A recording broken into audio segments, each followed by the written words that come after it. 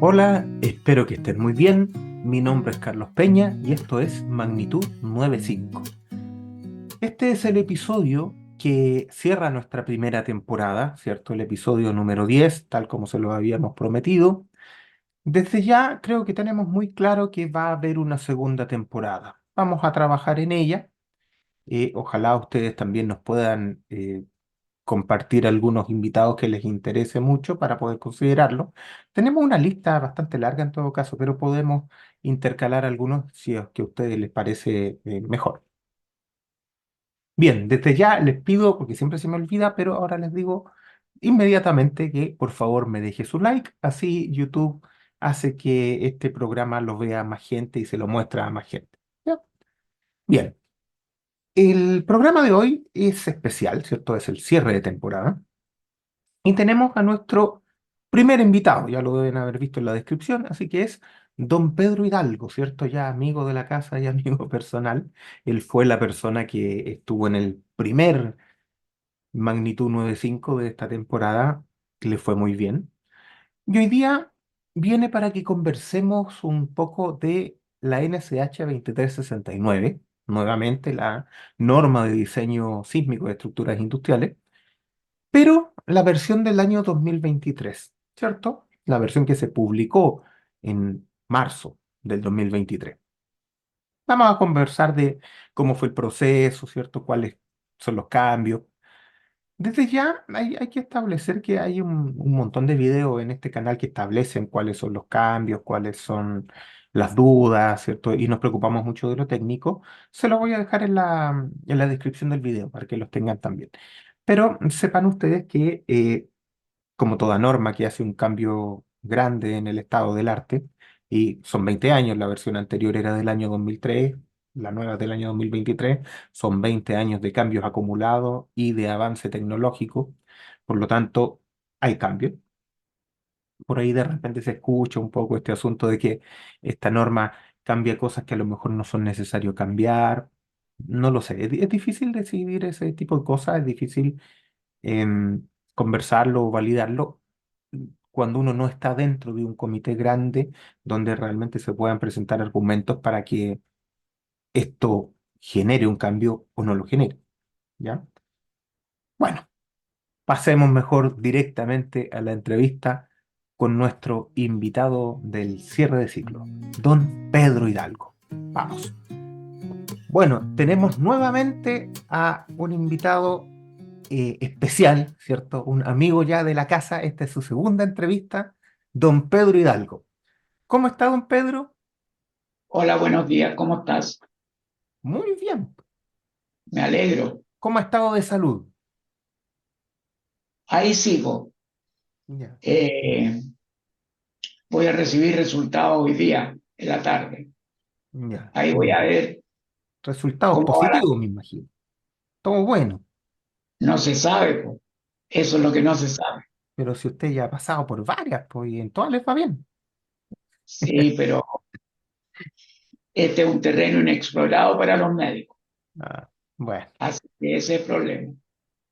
bueno, lo vemos harto en la norma, en la 433. Usted va siempre, salvo algunas excepciones. Usted está siempre presente ahí también. Con lo- Sí, eh, es difícil esa norma. Es entretenida. ¿Eh? Bueno, bueno, lo que nos tiene aquí hoy día es que queremos conversar un poco sobre la nueva 2369 del 2023. Este es una conversación, un video que no pretende entrar en los mayores detalles de las ecuaciones y esas cosas. Para eso hay otros videos que ahondan en eso, en lo técnico y dan los ejemplos. Este canal está lleno de esos videos, así que no es el tema. Pero sí conversar un poco de lo que ha sido esta nueva norma, de cómo partió este proceso, cómo está hoy en día y de sus contenidos, pero desde un punto de vista eh, más práctico quizás y de una valoración de lo que se ha hecho, cómo se ha hecho, por qué se ha hecho, desde ese punto de vista, ¿ya? Entonces, partamos por el proceso. ¿cierto? El proceso de esta nueva norma inició en el Instituto de la Construcción, ¿cierto? Donde don Pedro fue el presidente de ese comité de norma, que también duró algunos años. ¿Qué recuerda usted, don Pedro, de ese proceso al interior del Instituto de la Construcción? Mira, fue un proceso eh, no motivado por ciertas necesidades Mm, profundas de la profesión. mm, Fue un proceso que yo creo que fue motivado por el terremoto de febrero del 2010. mm. Y entonces el INN le entregó al Instituto de la Construcción la responsabilidad de elaborar un anteproyecto de norma. No es que hubiera habido tantos daños que necesitáramos una revisión urgente. Sin embargo, fue un comité bastante amplio que funcionó en el Instituto de la Construcción desde noviembre del 2014 a marzo del 2017. 53 sesiones. Y se discutieron una serie de cosas y se elaboró un anteproyecto. Pero hay que dejar en claro que este anteproyecto que se envió a consulta pública motivó en la consulta más de 900 comentarios. 933. 933. Un Y récord, entonces debe ser. INN convocó al comité de norma de 2369, que empezó sus sesiones en marzo del 2019 hasta agosto del 2022. 71 sesiones. Yo en ese comité, por razones de salud, me tuve que ausentar un par de años, de modo que asistí al comienzo y al final, pero no a la parte medular. Sin embargo, el resultado de ese comité, que fue aprobado por el INN en marzo de 2023, tengo que decir, es muy distinto al anteproyecto que recibió este comité. Yo creo que este comité que revisó la 2369 realizó un trabajo muy profundo, muy acabado, con muchos estudios, con muchas comparaciones, que no es común en las normas chilenas. Y yo creo que el objetivo principal que tenía, que era ser fiel a los objetivos de comportamiento de las estructuras industriales, yo creo que fue resuelto en muy buena forma dentro de la limitación Mm, que evidentemente tenemos. mm, De tal manera que lo que tú quieres que yo comente hoy día, me parece que es un documento que se sale un poco de lo que son los comités de norma en Chile, que son reflejar el estado del arte. En esta norma yo creo que se dio un paso adelante que no se había dado en otras normas. Hay mucho estudio, mucho desarrollo y yo creo que es un excelente documento. mm, Sin embargo, lo más importante hoy día es establecer que el proceso que siguió, tanto el anteproyecto como la discusión en comité, es absolutamente impecable. No tiene fallas de procedimiento. Y Sí. lo que resultó de la norma es lo que se aprobó en comité. Mm. Y yo sé que han surgido algunos reparos, algunos de ellos por personas que no tuvieron éxito en sus proposiciones en la discusión. Otras porque creen que los resultados no se compadecen con lo que es habitual en Chile. Pero yo creo que es muy posible que estas dudas se disipen y este proyecto finalmente sea oficializado. Mm. Qué importante lo que usted dice del proceso, que es, es- es necesario decirlo quizás, que muchas veces uno dice, bueno, las normas pueden tener errores, sí, yo creo que este documento es tan extenso y es tan largo, tiene tanto comentario, ha sido tantas veces arreglado durante el comité, que claro, es bastante probable que por ahí haya uno que otro error. No es, digamos, descartable eso, pero tal como usted dice, yo me acuerdo que en el proceso del Instituto de la Construcción, por ejemplo, que claro, hay gente que dice, no, pero es que esos comités no son públicos. Yo creo que ahí hay que hacer un ajuste, porque si bien los comités no eran públicos, se llamó a ciertas personas, ¿cierto? Yo tuve la posibilidad de participar en varios de esos comités para el anteproyecto.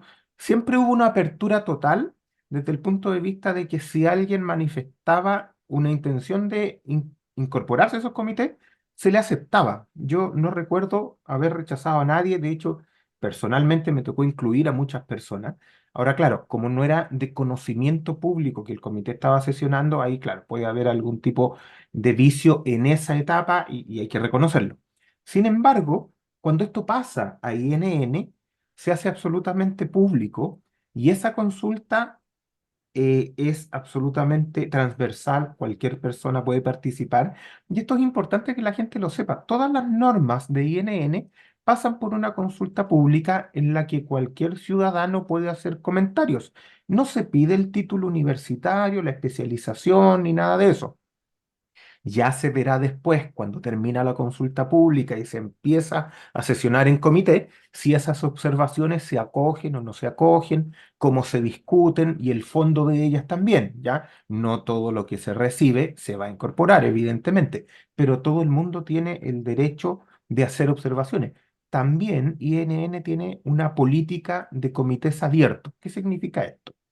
Que si bien por procedimiento o protocolo las personas que conforman el comité inicialmente son aquellas que hicieron observaciones, siempre los comités están abiertos a que cualquier persona pueda ingresar. En los que yo he participado, que ya son hartos, puede ingresar en cualquier momento, ¿ya? Y en general las personas que participan de comités regularmente son abiertos a las discusiones, a poder llegar a acuerdos, a poder mejorar el documento. En este caso, en la 2369, y fíjense que yo creo que es una suerte de récord tener 933 observaciones, cada una de ellas fue leída en sesión, cada una de ellas fue resuelta. Algunas, y hay que decirlo con todas sus letras, no tenían ni pie ni cabeza, por lo tanto duraban 10 segundos y se resolvían con no incorpora ningún tipo de cambio. Listo, pero cada una de ellas fue evaluada. Y eso es importante decirlo. No salió nada por secretaría, no se hizo un filtro en el que uno dijera, oye, ¿sabes qué? Estas observaciones no las vamos ni siquiera a incorporar. No, se incorporó todo y todo fue resuelto. De hecho, todo fue resuelto vía consenso. ¿Qué es el consenso? No es unanimidad, ¿ya? El consenso es que todos puedan básicamente vivir con aquello que quedó escrito. Incluso puede haber gente que está en desacuerdo con lo que quedó. Yo les cuento, yo mismo estuve en desacuerdo con algunas de las cosas que quedaron, pero ese desacuerdo era una minoría. Una amplia mayoría estaba de acuerdo y por lo tanto, como minoría, era bien común que uno se allanara a la decisión de la amplia mayoría, respetando el documento que pudiera representar el estado del arte de la profesión y el acuerdo entre todos los especialistas que estábamos en ese comité. Entonces, eso yo creo que es súper importante decirlo. Todas las personas que quisieron, tuvieron la posibilidad de hablar, de presentar todo lo que les pareciera. Yo creo que en eso esta norma tiene un apoyo y una legitimidad indudable. Y no digo que las demás de INN no los tengan, solamente que hoy día, como estamos hablando de la norma 2369-2023, centrándonos en esa, claro, yo les puedo garantizar como secretario del INN que todos aquellos que tuvieron algo que decir, lo dijeron. Y que todo aquello que quedó en el texto fue aprobado por consenso del comité. Eso no significa, insisto, que esté todo bueno, pero sí tiene un valor. El valor es que todos los especialistas estuvieron de acuerdo. Eso yo creo que es súper potente. Tal como dice don Pedro, ha habido un poco de ruido respecto al proceso posterior, porque la norma, claro, fue publicada por INN, declarada vigente por INN y la versión del 2003 declarada no vigente, que eso significa que ya no representa lo que INN está entregando a la comunidad, ¿ya? Independiente de las oficializaciones y obligatoriedades posteriores. Pero eso es lo que tenemos hoy día. Eh, esa norma hoy día tiene algunos cuestionamientos y eso no es extraño. Tal como dice don Pedro, la norma tiene avances que son importantes, avances que vamos a discutir un poco hoy día, a conversar sobre ellas, sobre todo de las razones de por qué esas cosas eran necesarias. Les quiero comentar que durante el comité no era común que la gente estuviera de acuerdo en hacer cambios grandes, para nada, pero esos cambios se lograron porque se conversó sobre ellos, se resolvió sobre la necesidad de hacerlos y sobre todo de cómo hacerlos. Evidentemente hay algunos que se sabía que iban a tener un impacto en la profesión y esos fueron los que más cuidado se tuvo para tener claridad de que era realmente necesario. Entonces vamos a mirar algunos de ellos durante esta conversación. Usted, don Pedro, ¿cuál cree que son los cambios más importantes o más potentes que tiene esta norma en relación a su versión anterior? Bueno, yo creo que hay ciertos cambios en la determinación de las solicitaciones sísmicas. Mm, Esto está motivado por dos aspectos. Uno por las combinaciones de carga mm, y otro por los espectros de diseño que se están usando. mm, Pero yo creo que los cambios, que podemos discutirlo un poco más detalle, van básicamente a la solicitación sísmica. mm. Ese es un cambio. El segundo cambio es en el capítulo 8, en el diseño de las estructuras de acero. Claro, es el que tiene los cambios más profundos. Es el que tiene los cambios más profundos Mm, y yo creo que es el capítulo tal vez más valioso de esta versión de la norma, mm, porque es un capítulo que está orientado esencialmente a satisfacer el objetivo de continuidad de operación de la industria ante un sismo extremo. Este objetivo es extraordinariamente importante, que no lo tienen otras normas, que no está en la 433, mm, pero que para la industria es fundamental, porque en el ámbito industrial, parar la producción por un mes, 3 meses, 6 meses, es un descalabro económico. Es un descalabro económico para el país. Es de una consecuencia económica gravísima.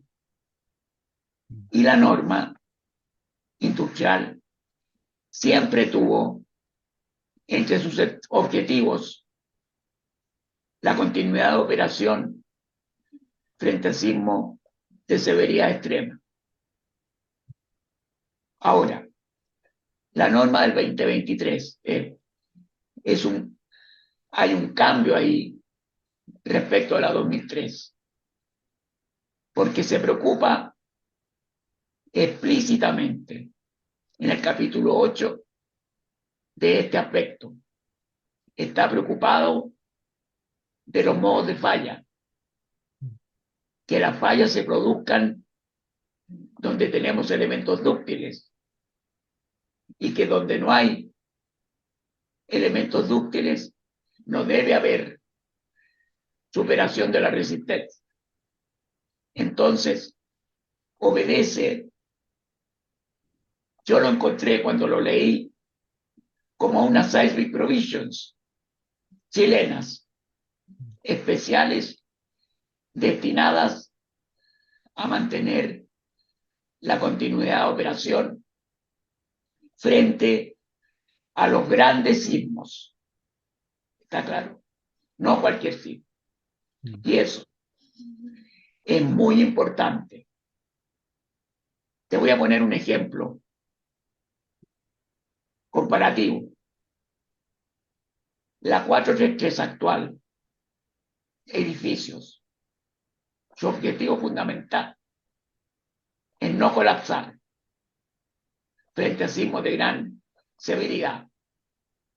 Pero, a mi juicio, hasta ahora no incluye los métodos para preservar este objetivo o lograr este objetivo. Las normas del mundo, las normas sísmicas del mundo, lo mismo, dicen, tienen un objetivo, pero sus métodos de diseño no están de acuerdo totalmente con ese objetivo. Y fíjate que en Chile el comportamiento de las estructuras industriales en el sismo del 2010 fue muy bueno, pero eso no te garantiza que vaya a seguir siendo siempre bueno, siempre cumpliendo el objetivo de no colapso. Algunas construcciones industriales tuvieron colapso, no se sabe, porque la industria es muy cuidadosa en ese sentido, pero se repararon, pero en algunos casos no se cumplió el objetivo de continuidad de operación. ¿Está claro?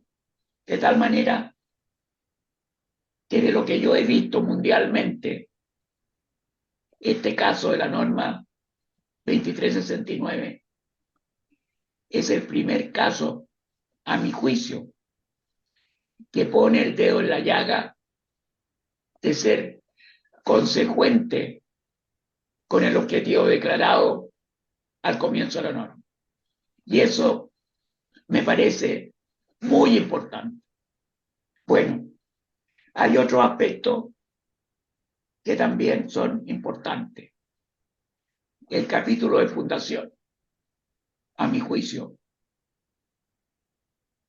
es muy superior a los capítulos de fundación de las normas anteriores, tanto industrial como edificios. Y además, por último, tiene 2 capítulos de temas que son importantes, pero que podrían ser parte de futuras normas. Uno es el capítulo 13, diseño de muelle transparente, que el otro es el capítulo 14, diseño de centrales de generación de energía. Yo entiendo por qué esos capítulos están acá, porque aquí es donde nacen, es la forma de darle salida.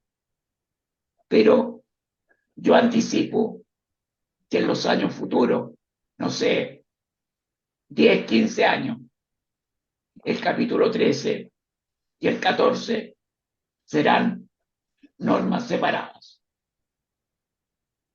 por varias razones. En la razón de la estructura de generación de energía eléctrica, porque sus objetivos son más estrictos que las estructuras industriales comunes y corrientes. Y el caso de las estructuras marítimas, en este caso, solo se abordan las de muelle transparente. Es algo que seguramente el Ministerio de Obras Públicas va a desarrollar en una forma más completa en los años venideros. Eso es un resumen, a mi juicio, de lo que se puede decir Es lo más de la potente. 2020. Sí. Sí, Algunas cosas que me gustaría comentar a eso, don Pedro, partiendo por lo último que usted dijo de estos dos capítulos, el 13 y el 14. Claro, son capítulos que en principio parecen incluso desacoplados del resto de la norma. Sin embargo, hay que entenderlos bien, que son capítulos específicos, pero que descansan en todo el resto de la norma. Mantienen exactamente, la filosofía, y eso es súper importante, que en esta norma hay una filosofía de diseño súper clara y consistente casi totalmente. Por ahí hay algunas cosas que probablemente no, pero en general es súper consistente, tan consistente que permitiría incluso poder evaluar con la filosofía de esta norma cosas que hoy día no conocemos. Y eso yo creo que es una gracia bien grande. Respecto a lo que decía don Pedro, el capítulo de energía, que es grande por sí solo. Inicialmente se llamaba generación y transmisión. Durante el desarrollo del proyecto de norma, nos dimos cuenta que en realidad la transmisión de energía viene cubierta por otras normas, porque eso tiene que ver con el Ministerio de Energía. El Ministerio de Energía entrega los lineamientos de cómo tienen que hacerse estas cosas, y todo lo que tenía que ver con transmisión va por otros caminos, tiene sus propias normativas. Por lo tanto, esta norma se dedicó a cubrir solo lo que es generación de energía, que son las plantas termoeléctrica, la fotovoltaica, los parques eólicos por primera vez aparecen en algún lado, y todas estas cosas que estamos nosotros relativamente acostumbrados. Entonces, eso se cubre bastante bien, y hay que decir que este capítulo es un acuerdo de los especialistas nacionales que más experiencia tienen respecto a ese tipo de proyecto, ¿ya? Que tampoco les fue fácil ponerse de acuerdo, pero llegaron a un consenso y eso es tremendamente valorable. ¿Ya? Igual que el resto de la norma. El capítulo 13, como decía don Pedro, por ahí hay conversaciones, de hecho, con los ministerios para generar una normativa sísmica de puertos. Para quien lo haya leído o lo haya aplicado, este capítulo 13 no cubre todo lo que hay que hacer en un muelle transparente, que en realidad es lo único que cubre. Desde ya, estructuras sumergidas, torres de captación y ese tipo de cosas están fuera de la norma. También fuera del capítulo, por cierto. Pero los muelles transparentes, ¿cuál es cuál es el objetivo de ese capítulo? Durante las sesiones de esos comités, se llegó a que habían muchas cosas en que estaban todos de acuerdo. Y esas cosas no se pusieron. Dijeron, bueno, si estamos todos de acuerdo, ¿para qué nos vamos a preocupar de eso? Y nació con la intención de resolver aquellas cosas en las que no se estaba de acuerdo. Ese es el objetivo del capítulo 13. Por eso que es un capítulo que uno cuando lo lee salta de una cosa a otra y a otra y a otra y va avanzando en la dirección de diseñar todo el muelle completo, pero parando solamente en aquellas cosas en que había disidencia, en las cosas que no estaban de acuerdo, y con eso se redactó. De hecho, hay cosas que si uno las lee, son más declaración de intenciones que un requisito propiamente.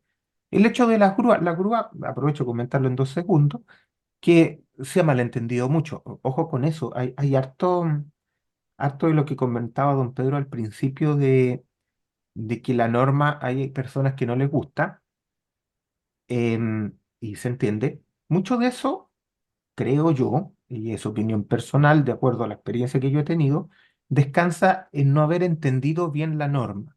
No sé si no haberla leído bien, porque si la norma no se entiende totalmente es porque algún problema de redacción tuvimos. Pero sí pasa de que no se entienda bien. Por ejemplo, este asunto de las grúas, y esto solo lo mencionó al pasar, que la gente piensa que se rechaza el hecho de que las grúas se puedan levantar las patitas. No se rechaza. Lo que dice la norma es que hay que evaluarlo, hay que estudiarlo y hay que saberlo. No está prohibiendo que la grúa levante alguna patita. Lo que está diciendo la norma es que uno se tiene que hacer cargo de las consecuencias de eso, cosa que es bastante obvia, ¿ya? Pero cuidado con ese tipo de lectura. La norma es cuidadosa en lo que dice, en la gran mayoría de las cosas. Tuvimos mucha discusión, incluso en lo que se ponía en los comentarios como lineamientos más generales, ¿ya? Más atrás, hay algo que hay que decir porque yo creo que es necesario. Por ahí de repente se ha dicho, no, mira, es que la norma del año 2023 era buena y garantiza todo lo que era necesario. No es cierto. Si bien la norma y aquellas estructuras que se apegaban a la norma tuvieron en general un buen comportamiento durante el evento del 2010, es cierto, hay un consenso que el resultado fue relativamente bueno. Pero por ahí se dice que no hubo falla. No, sí hubo falla. Hubo. Tengo un catálogo inmenso de fotos que lo demuestran. Pero como dice don Pedro, el industrial no anda publicando sus fallas en el diario porque al día siguiente bajan las acciones. La cosa funciona de otra manera. Entonces, por el momento crean que sí hubo mucha falla desde el punto de vista real, pero también hay un tema que no hay que despreciar, y es que los estudios que se han hecho, y hay barbaridad de estudios, hay montones, ¿ya? Por ahora créanme, que muestran que los requisitos no eran suficientes para aquello que se quería garantizar. Ese es el asunto. Esto no quiere decir que las estructuras se vayan a caer mañana, ni mucho menos. No, no, no, no. Estamos hablando de niveles de confiabilidad, de niveles de riesgo conocidos. Eso es lo que tratamos nosotros en ingeniería estructural, básicamente matemática, apoyado en la experiencia, por cierto, nunca puede quedar fuera. Pero todo esto tiene que ver con cómo garantizamos realmente aquello que estamos pidiendo. Desde ese punto de vista, la norma anterior fue buenísima. Nadie puede decir aquí que esa norma era mala. Fue buenísima. De hecho, fue lo mejor que se pudo hacer con las herramientas que se tenía en su momento. Personalmente creo que lo poco razonable sería pensar que 20 años después, con un avance del conocimiento tan vasto que se ha tenido y con un avance de la técnica tan grande, porque, ojo, hoy día podemos hacer cosas bastante mejor y más acabadas que hace 20 años atrás. Entonces, si hoy día pensamos que no es necesario hacer ningún tipo de actualización a pesar de todo el avance que hay, ahí es donde estamos cometiendo un error. Entonces esto hay que entenderlo de buena forma. La norma anterior fue muy buena en su contexto y lo que se espera es que esta nueva norma también sea buena en su nuevo contexto de aplicación. Nuestras estructuras ahora son distintas, nuestras metodologías de cálculo son distintas, nuestros objetivos están más claros y matemáticamente podemos garantizar un montón de otras cosas. Entonces, desde ese punto de vista hay que entenderlo, esto es un avance, no es borrar lo anterior de ninguna manera. De hecho, las filosofías de diseño se mantienen perfectamente. Entonces, ahí es donde hay que ser súper claro. Esto no es borrar lo anterior, esto es mejorar lo que teníamos con lo que ahora tenemos. Probablemente en 20 años más esta misma norma ya no va a ser adecuada y va a ser necesario actualizarla por la gente que en ese momento esté metida en el ambiente de las estructuras industriales y sepa cómo hacerlo, ¿ya? Entonces, ojo con esto, todo tiene que ver con escenarios, contextos, Nada es blanco y negro, nada es absoluto aquí. Como dice don Pedro aquí, hay harto esfuerzo, hay harta seriedad, hay harto trabajo. Yo creo que lo que mantiene esta cosa es trabajo. Entonces, eso también hay que valorarlo. Incluso si uno no estuviera de acuerdo con lo que aparece en en la norma. Esa situación es compleja, ¿eh? Yo como me han escuchado decir muchas veces, el estar en desacuerdo es válido. Siempre va a ser válido. Y lo importante es tener algún tipo de antecedente, tener algún tipo de argumento que sea más que una opinión, porque opinión tenemos todos. En este caso, se tomaron decisiones basadas casi siempre en antecedentes técnicos, llamemos números, ¿ya? Y eso fue bastante importante. Don Pedro, respecto al tema de las combinaciones, conversemos un poquito de las combinaciones. ¿Cuáles son los cambios y qué le parecen a usted esos cambios? A mí me parecen bien. Me concentraría en que la norma es muy explícita en las combinaciones sísmicas. Mm, Hay un anexo muy bueno, mm, que es el anexo B, mm, sobre combinaciones de cargas, que es mm, complementario y que es informativo. Pero lo que está en el texto se refiere específicamente a las componentes del sismo que se deben considerar. sí. Y aquí hay dos casos que cambian respecto a la norma 2023.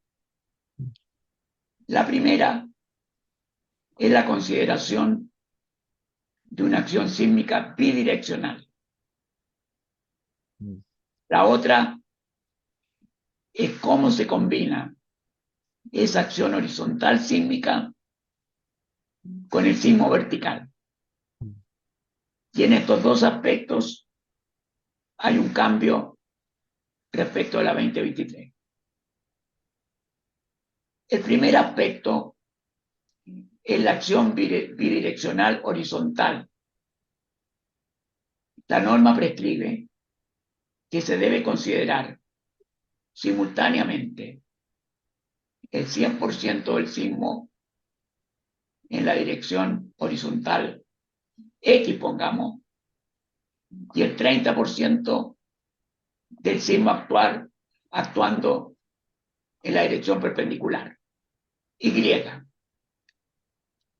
Este concepto ha estado por mucho tiempo en muchas normas del mundo. Estos factores han sido muy usados en Estados Unidos y en el resto de los países sísmicos. En las normas chilenas, esto estaba dicho anteriormente. Se decía, cuando sea necesario, usted debe considerar 100% en una dirección y 30% en la otra. Pero no explicitaba cuándo era necesario. Lo que más decía es que esto era aplicable a estructuras de pórticos en que la resistencia sísmica está basada en las columnas de los pórticos. Y entonces uno tenía que considerar, particularmente para las columnas de esquina, la acción del sismo en una dirección más del 30% en la otra. Pero no se explicitaba. A mí me parece que lo que adoptó la versión 2023, es correcta. Dice, ocúpese siempre. ¿Por qué? Porque cuando se haga el análisis, los casos donde es necesario van a salir solos. Cuando no se aplica esto, no va no va a haber influencia, no hay sobredimensionamiento. Si en estructura es regular en ambas direcciones, usar 100 más 30 es lo mismo que usar 100 en cada dirección independiente. No hay cambio. De tal manera que me parece que la dirección es correcta. El otro aspecto es la simultaneidad de la componente horizontal del SIN con la componente vertical. La norma del 2003 decía 100% de ambos para la combinación con máxima compresión. Para la situación de mínima compresión, 0,9 más 0,3. Eso es lo que decía antes. Bueno, yo me he informado que el comité que estudió esta norma hizo acabados análisis de simultaneidad con registros chilenos reales y se vio cuánto era el máximo vertical cuando actuaba el sismo horizontal y cuánto era el máximo horizontal cuando actuaba el máximo vertical. Y las combinaciones que están ahí, que en el fondo hablan de 100% horizontal más 60% vertical o 100% vertical más 60% horizontal, provienen de un análisis real de registros de componentes máximas, horizontales o verticales. Yo creo que este resultado no se puede discutir. Es lo que es, no es lo que uno quiere, ni lo que tiene la norma ASC 7 o la norma japonesa o la norma neozelandesa. Esto es puramente registros sísmicos chilenos. Y yo creo que a mi juicio es muy difícil discutirlo o atacarlo. Es lo que es. No sé si quieres pasar al otro tema. Sí, yo me gustaría apoyar un poquito eso que usted dice, don Pedro, que claro, se hicieron hartos análisis con registros chilenos. Después del 2010 hay una batería de registros chilenos gigantesca. Al hacer esos estudios salieron numeritos. Podría haber salido cualquier número en realidad, pero estos son más o menos los números que salieron. Ahora, tampoco es que el sismo vertical vaya a cambiar demasiado los resultados que históricamente se han tenido. Básicamente aquí lo que se buscó es tener una consistencia en la simultaneidad direccional de estas cosas, pensando en que teníamos los datos para hacerlo. No había algo más profundo desde el punto de vista de ganas de cambiar o hacer algo más o menos conservador. De hecho, hay gente que cree que esto es más conservador, otros que dicen que es menos conservador, como usted quiera. El asunto es que el número salió de alguna parte, eso es, ¿ya? Tan simple como eso. Respecto a los espectros, que se ha hablado harto de los espectros nuevos que tiene esta norma. ¿Usted tiene opinión respecto a esos nuevos espectros bueno, espectros de diseño y espectros de referencia representativos de la amenaza que esta norma está ofreciendo?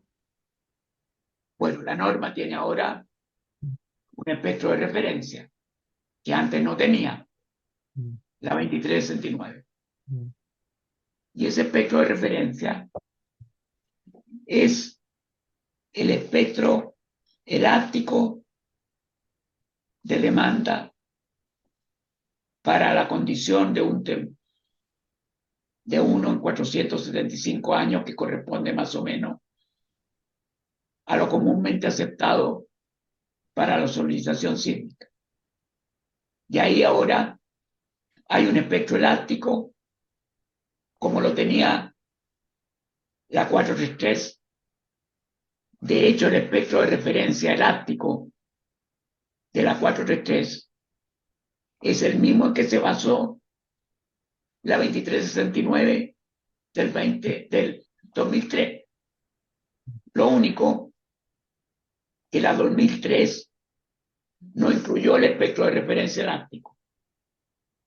Y ahora es necesario, porque cuando uno necesita hacer análisis con registros generados, ese espectro de referencia elástico es indispensable.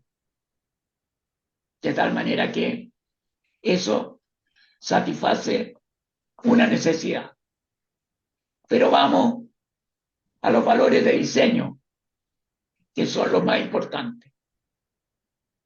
Yo estuve revisando un trabajo que presentó Miguel Medalla en el Congreso de Achicina del año pasado, donde se comparan los valores de diseño de los espectros.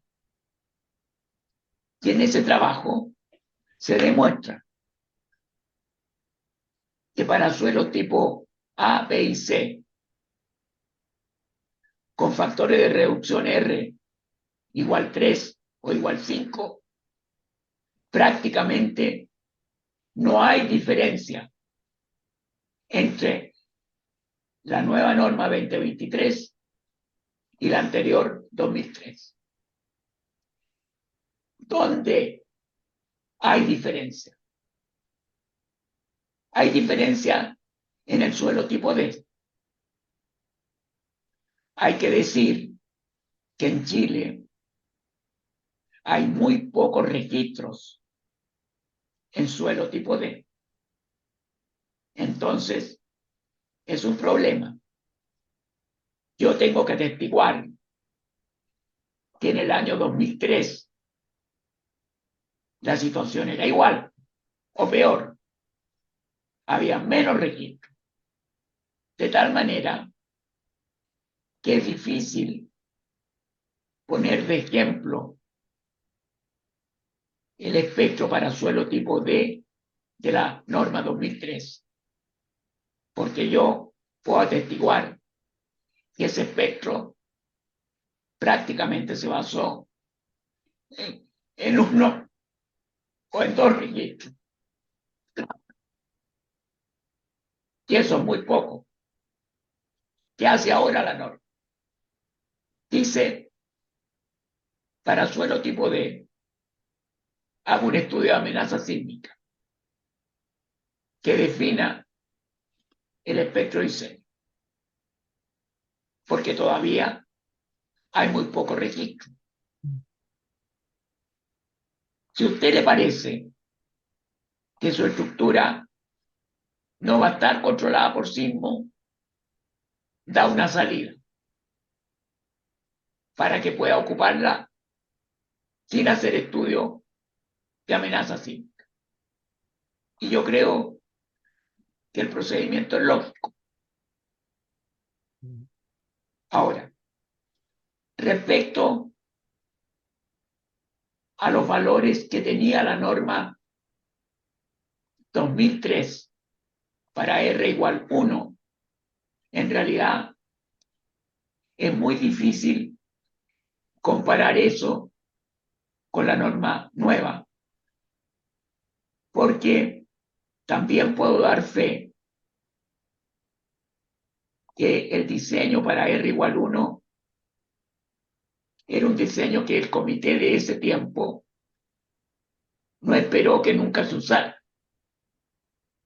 ¿Cuándo va a diseñar uno algo para estructura con R igual 1? Solamente eso es válido para algunas estructuras muy rígidas. Y hay que tener cuidado, que las estructuras muy rígidas no aplican el reconstante. Para estructuras muy rígidas, el R tiende a 1. Y entonces la solicitud sísmica sube. Por eso la nueva norma tiene para ese caso un C mínimo para protegerse que el uso de R constante en estructuras muy rígidas produzca un diseño inadecuadamente bajo, que no es real. Así que a mí me parece que la comparación de los espectros de diseño no tiene mayor cuestionamiento. Yo creo que es lógica y está bastante bien planteado. Y complementando un poco lo que dice don Pedro, claro, hay que decir que hay varias cosas. Efectivamente hay estructuras donde los cambios de demanda de corte basal son muy pequeños y otros en que los cambios de demanda de corte basal sí son más grandes. Hay estructuras en los cuales podríamos tener un aumento de demanda de diseño importante. No va a salir 3 veces, ni el doble, ni eso, pero un cambio, no sé, 20%, 30%, 50%, ya. ¿En cuáles estructuras? Pero en las que están en una zona de periodo corto, no tan corto, podría haber eso. Pero eso Ok. precisamente viene de que esas estructuras, de acuerdo a los antecedentes que hoy día se tiene, sí requieren más demanda de diseño para ser consistente con lo que nosotros queremos pedirle. Esto viene de lo mismo que está diciendo don Pedro, de el R variable y el R tendiente a 1 en los periodos cortos. Entonces, ahí es donde hay que tener cuidado. Hay estructuras que no hay mucho cambio y otras estructuras que sí hay cambio. Pero lo que debe entenderse es que ese cambio era necesario desde el punto de vista técnico. Por eso que no hay que quedarse solamente con la idea de que, oye, la nueva norma sube la demanda.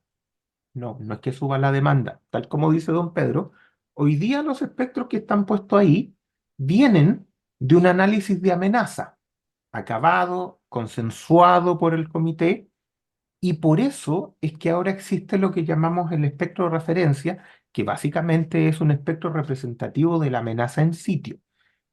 Tan representativo es que permite ser usado como un espectro de amenaza. Entre paréntesis, esta nueva norma tiene una gracia que, para bien o para mal, también define más adelante qué es lo que hay que hacer para obtener un espectro de sitio mediante un estudio de amenaza. Lo dice que hay que hacer, cómo hay que hacerlo, y lo más importante, dice cómo hay que usarlo con la norma, que es algo que nosotros teníamos muchos problemas en la práctica, ¿cierto? Cuando venía el experto en amenaza y nos daba un informe, muchas veces nosotros decíamos, oye, digo, mucho más que la norma.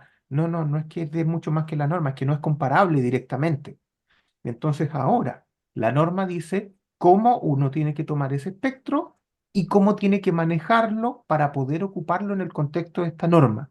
Y con eso ya empezamos todos a hablar un mismo idioma, ya nos empezamos a independizar de lo que pensamos o nuestras opiniones y empezamos a tener una claridad de cómo usar estos estudios, estudios que son cada vez más importantes. Hay que decir que en Chile es claro que la norma es un buen inicio, pero cada proyecto que pueda permitírselo debería tener un estudio de amenaza. Cada vez están un poco más económicos, ¿cierto? Porque la técnica también avanza y tenemos que incorporar toda la sismicidad local en cada proyecto. Eso es tremendamente importante.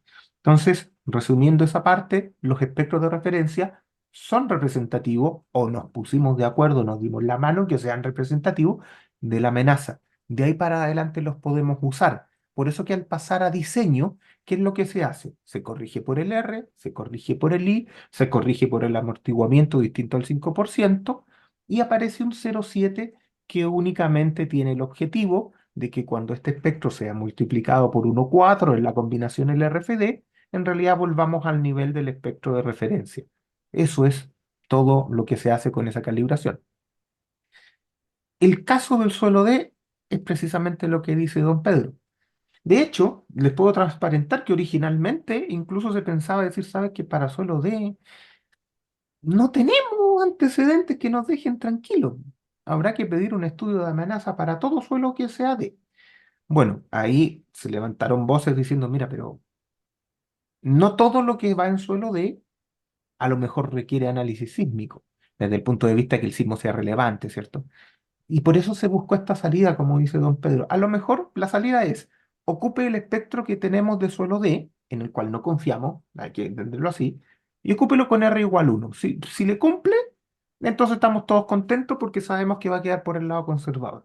Alguien dirá, a lo mejor le pudieron permitir un R de 2, un R de 1,5, sí, podía ser perfectamente, pero el comité decidió, por consenso en ese momento, que debía ser R igual 1 precisamente porque lo que se quería era fomentar el estudio de amenaza cuando fuera necesario, pero no castigar demasiado a aquello que realmente no necesitaba el análisis sísmico, ¿ya? Pero ojo con eso.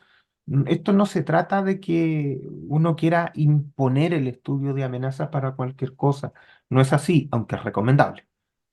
El asunto es que se evaluó que los antecedentes de suelo D no permitían tener una confianza en ese espectro, como era el caso de suelo A, B y C, en que se podía estar tranquilo.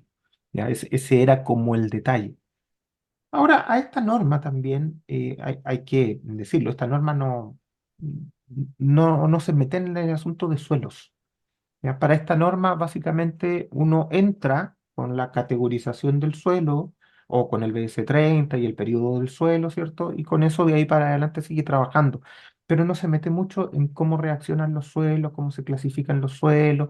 Eso está fuera del alcance de esta norma. ¿Ya? No se mete para allá. El suelo es básicamente un input en esta norma. ¿Mm? Don Pedro, em, respecto a los cambios en el capítulo 8 que es como el corazón que tiene esto, ¿cierto? Usted nos comentó que esto es una consistencia bastante grande respecto a lo que se busca. Eso, eso es nuevo, eso en algunos casos podría hacer que algunas estructuras sean un poquito más robustas, pero hay que entender que eso es necesario de acuerdo a lo que se ha estudiado y de acuerdo no solo a nuestra normativa, en realidad de la normativa mundial.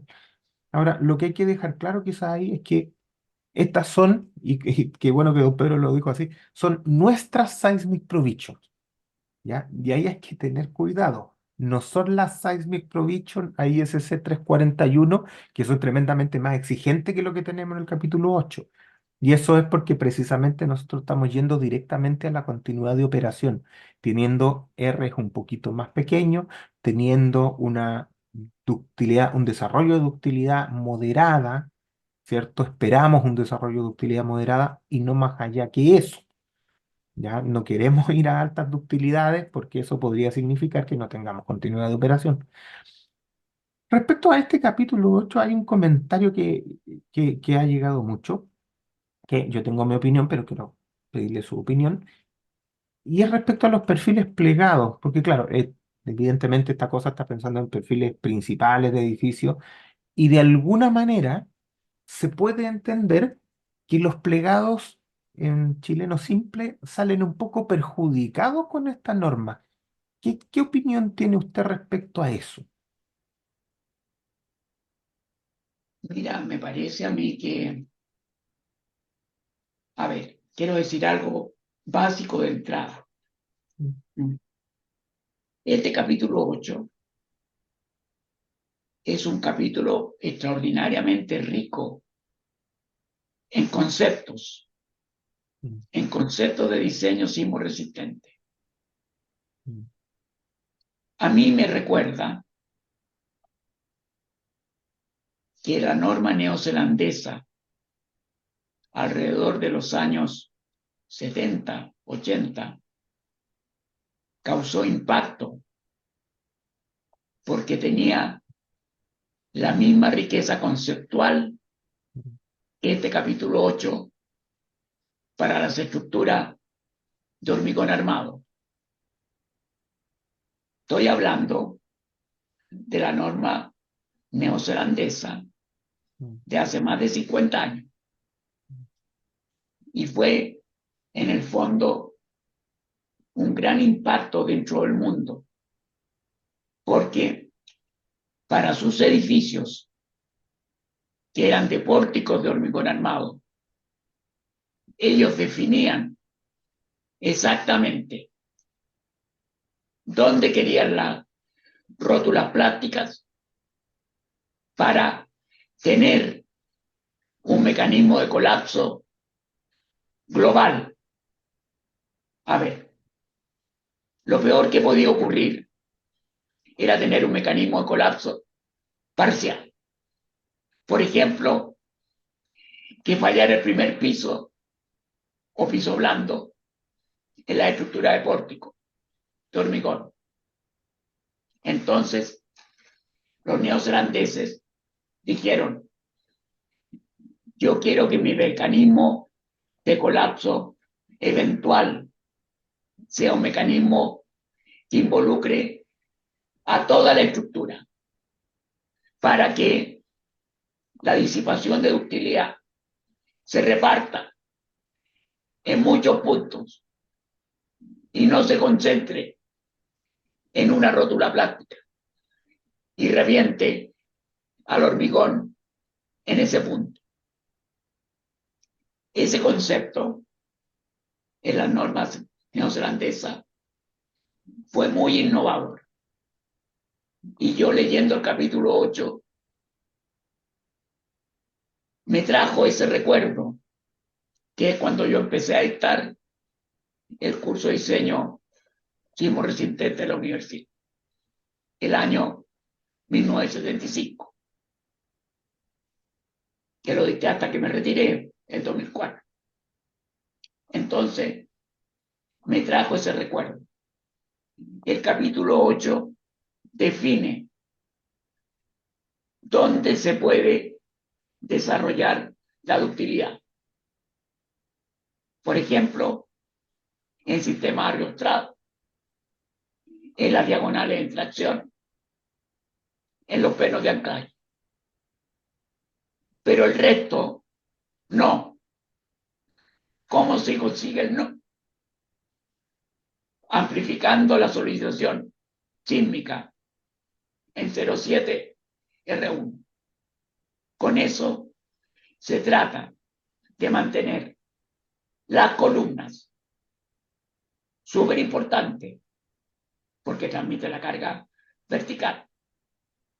Los montantes horizontales de elementos ariostrados, las fundaciones en sí, la falla por corte en la placa de corte, todo eso va con solicitación sísmica amplificada para evitar que ahí haya comportamiento dúctil. Eso me parece súper sano. Y el capítulo está orientado entero en esa dirección. Está claro. De tal manera que con eso llego a tu pregunta. ¿Qué pasa en los elementos plegados? Los elementos plegados se usan como diagonales de disipación de energía. A lo mejor no, nunca. ¿Qué pasa en las estructuras de acero con perfiles plegados? Es difícil que esas estructuras en general estén controladas por razones sísmicas, por requisitos sísmicos, dado que son bastante livianas. Sin embargo, es difícil pensar que yo voy a ocupar un elemento plegado como un elemento conductividad. Mm. Es muy difícil pensar que eso podría ser así. Pero si se llega a ocupar como una diagonal de arrostramiento vertical, está muy bien que se le exija, porque ese elemento tiene que tener una atracción dúctil y tiene, al comprimirse, no tiene que salir del sistema, tiene que resistir la compresión que le toca cuando el sismo cambia de dirección. Y no podemos permitir que se pandee, porque pierde su capacidad de tracción para el siguiente ciclo. De tal manera que igual yo creo, y esto no es una opinión mía, los perfiles, las estructuras livianas con elementos plegados debieran estar tal vez en un capítulo aparte, porque el problema sísmico ahí es distinto y hay que apuntarlo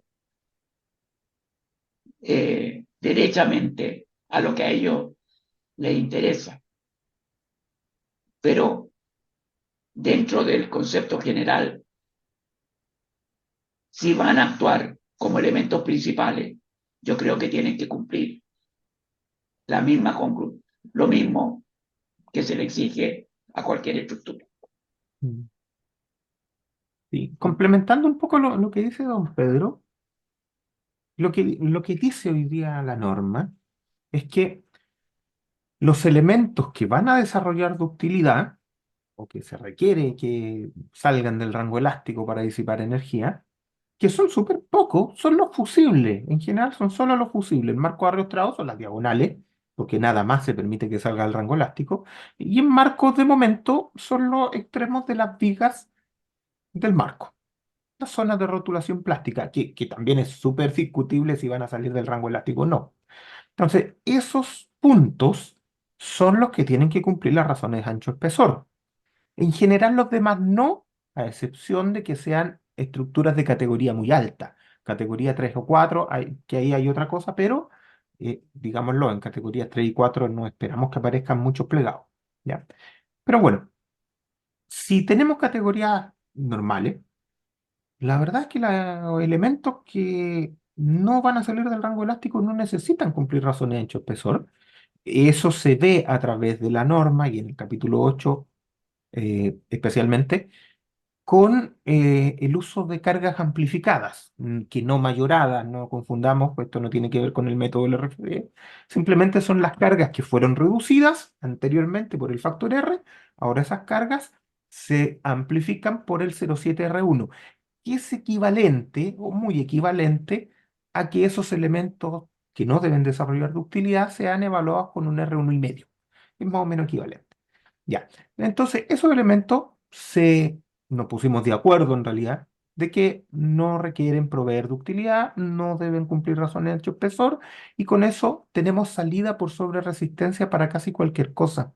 En el caso de los plegados, esa es una salida muy buena, son elementos tremendamente livianos, estructuras que son livianas, no deberían tener problemas sísmicos y en la medida que puedan salir por las cargas amplificadas, nunca van a tener problemas. ¿Dónde en realidad puede tener problemas? Justo donde dice don Pedro, cuando yo voy a usar una diagonal con un perfil plegado, con razones ancho-espesor que no son muy buenas, o sea, son perfiles delgaditos. Eso la norma no lo contempla de manera explícita, pero ahí hay que hacer una aclaración. Si ustedes se fijan en la tabla de razones ancho-espesor, no aparecen plegados. Eso se ha entendido como que se prohíben los plegados. No es así. No aparecen las razones ancho-espesor de ductilidad moderada porque no se encontró una publicación suficientemente confiable, ¿cierto?, que pudiera servir de referencia como para incluir unas razones ancho-espesor del mismo nivel de exigencia que las razones ancho y espesor para perfiles laminados o armados que vienen de Seismic Provision, pero vienen de Seismic Provision para ductilidad moderada, no alta ductilidad. Entonces, ¿qué se dice? A pie de tabla, se dice, bueno, si usted encuentra, hay una nota que lo dice con lenguaje técnico, pero coloquialmente sería, si usted encuentra una bibliografía que le permita usar algún nivel de razón de ancho espesor de elementos, bueno, úsela. Desde ese punto de vista, ni siquiera están prohibidos como elemento dúctil. Lo que pasa es que usted tiene que hacerse cargo de garantizar que esa ductilidad realmente exista porque no la encontramos en el comité. Eso es lo eso, ¿ya? Entonces, desde ese punto de vista hay transparencia. Como dice don Pedro, claro, ha habido algunos comentarios de la gente que hace galpones plegados respecto a que esta norma quizás no les convendría. Personalmente, y esto es una opinión absolutamente, yo pienso que los perfiles plegados salieron ganando en un montón de cosas en esta norma, precisamente por la salida de la sobreresistencia, donde no hay que cumplir razones de ancho espesor y sobre todo no hay que cumplir ductilidad de ningún tipo, no se necesita ductilidad en conexión ni nada de eso si uno muestra que puede permanecer relativamente elástico y ese relativamente elástico es 1,5. Por lo tanto, es bastante conveniente. Pero bueno, todos tenemos opiniones y podrá haber alguna diferencia. Don Pedro, para ir ya cerrando esta entrevista, me gustaría que nos comentara qué piensa usted en general de esta nueva norma. ¿Usted cree que esta nueva norma tiene algún riesgo en su uso? ¿Hay algo que deba detenernos en el uso de esta norma? Incluso estoy pensando que esta norma no ha sido oficializada todavía y ahí nosotros no tenemos ninguna injerencia, eso se hará cuando el ministerio lo estime conveniente, pero desde el punto de vista técnico del estado del arte que tenemos, ¿usted piensa que esta norma, al usarse, debería tener algún problema o de alguna manera la norma anterior sería más recomendable que esta nueva norma? ¿Qué piensa usted a grandes rasgos de este contenido? Claro, yo creo que la norma 2369 del 2023 es un avance sustantivo respecto de la del año 2003. Yo creo que esta norma cumple con haber mejorado conceptual y prácticamente el diseño sísmico de las construcciones industriales. Yo creo que ese avance se ha logrado y se ha logrado en virtud del trabajo desinteresado, permanente, acucioso de un grupo bastante reducido de ingenieros que se sacó la mugre para mejorar la norma. Mm, O sea, a diferencia del año 2003, esta norma no es un reflejo del estado del arte en la práctica. Es una norma que da un paso más allá para satisfacer lo que la norma declara dentro de sus objetivos. Y eso me parece muy valioso, muy valioso. Me parece que es un ejemplo. Y este ejemplo no se produce en otras normas. En otras normas pasó el sismo del año 2010 y lo que se está discutiendo es la misma norma que había antes. No se dio este paso adelante, sea por las razones que sea, pero el paso no se dio. Y en estructura industrial se dio. Y eso yo creo que es un avance extraordinariamente valioso. Ok, muchas gracias, don Pedro. Yo creo que Bueno, esta norma podríamos discutirla muchas horas y probablemente no acabaríamos en- eh, contándole, ¿cierto?, el detalle de todas las conversaciones que se tuvieron al interior del comité. Fueron años de trabajo en muchos comités distintos que se abordaban distintas cosas. Después se juntaba todo esto y básicamente había que convencer al comité principal de que esos cambios o esas propuestas eran buenas. Entonces hay mucho que conversar en esto. Pero bueno, creo que con lo que conversamos el día de hoy se puede dar una buena pincelada a lo que fue este proceso, a los cambios que tiene y alguna justificación de algunas cosas. Probablemente vamos a seguir, ¿cierto? Esta norma de 2369 necesita eh, más trabajo desde el punto de vista de la gente que no participó en los comités, necesita quizás una capacitación, hay que leerla, estudiarla, entenderla y aplicarla. Aquí en el canal hay, les voy a dejar ahí en los comentarios, ¿cierto? No, no son los comentarios. En la descripción del video, el link a los seminarios públicos que hay de estas cosas y hay un montón de material gratuito. Y aquí hay que ser justo porque no soy solo yo el que difunde cómo se usa esta norma, hay muchas personas más. Y lo importante es que todos aquellos que no hayan participado de este proceso ya se empiecen a subir un poco a este carro, entendiendo que estos requisitos son importantes, son conceptualmente correctos y son aplicables desde el punto de vista del estado, de la práctica y del arte de la profesión en este país. En este video quizás no nos vamos a manifestar sobre la obligatoriedad de uso, pero sí nos hemos manifestado sobre la conveniencia técnica de uso, que eso parece que es innegable. Bueno, don Pedro, algo más que nos quisiera contar, que no le haya preguntado, no sé, algo que nos quisiera decir. Carlos, yo quiero aclarar una cosa. Yo no me siento parte del grupo que generó esta versión 2023.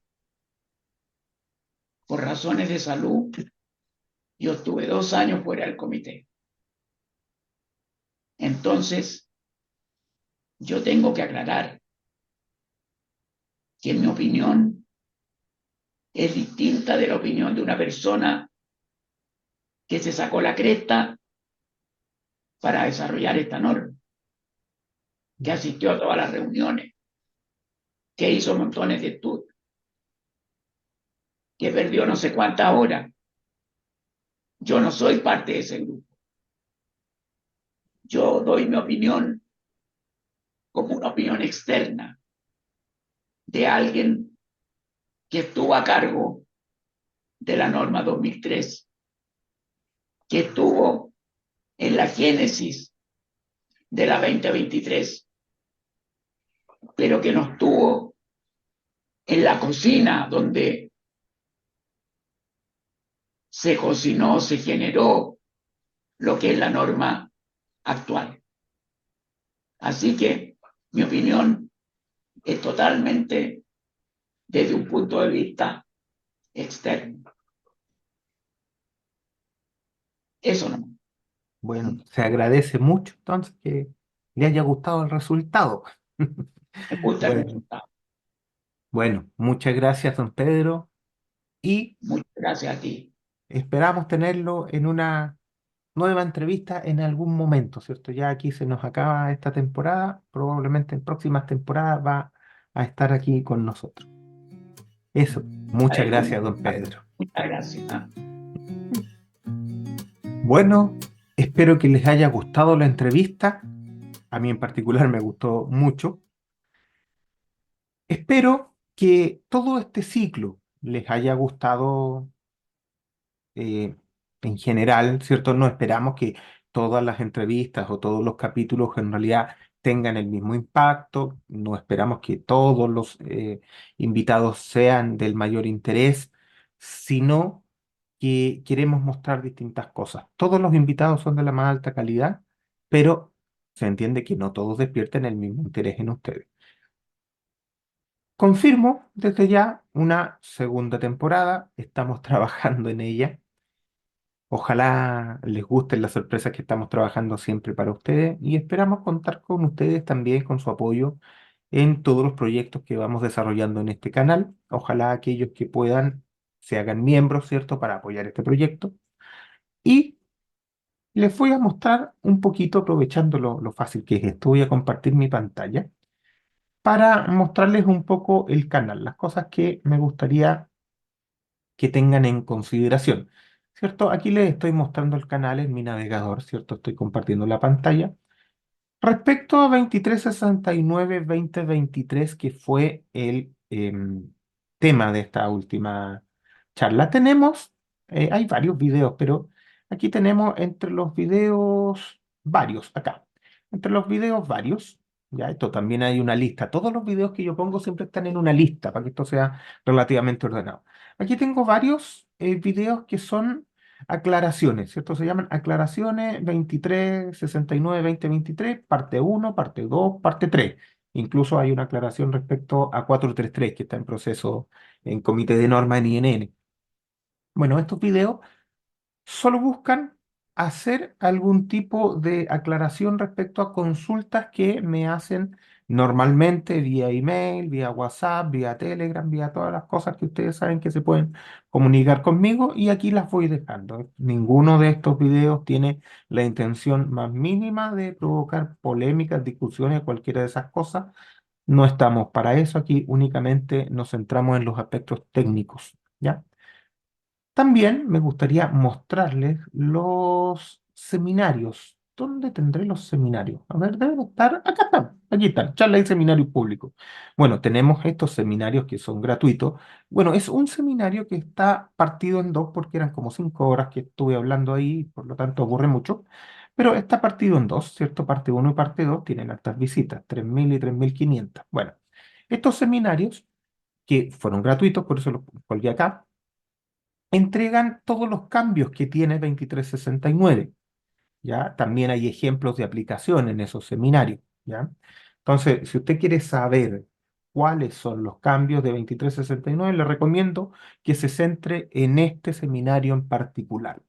En el canal hay un montón de otras cosas, de hecho hay cursos completos acá de diseño sismorresistente, de diseño práctico, de talleres, ¿ya? Y en particular hay un curso que es el de acá, ¿cierto? Que es un curso que está es solo para miembros, pero es un curso de 14 clases, ya subí la clase 13, de 14 clases donde se desarrolla aplicación de los cambios de la 2369. Usted puede verlo aquí con total tranquilidad. Ahí está eso. Ahí abordamos un montón de temas de la 2369. Este fue un curso que se dio el año pasado, el 2023. De hecho, se repitió el 2023. Probablemente no lo volvamos a repetir como esto y por eso lo estoy liberando aquí para que la gente que no tuvo la posibilidad de asistir pueda también acceder a estos contenidos. Em, bueno, y eso. Estamos tratando de aportar en todo aquello que podamos. Bien, ya les conté qué es más o menos lo que tenemos para apoyar a todos aquellos que no fueron parte del proceso de 2369 y que hoy día necesitan aprender sobre la norma, sobre contenidos, cómo aplicarla y todas esas cosas. Está ahí.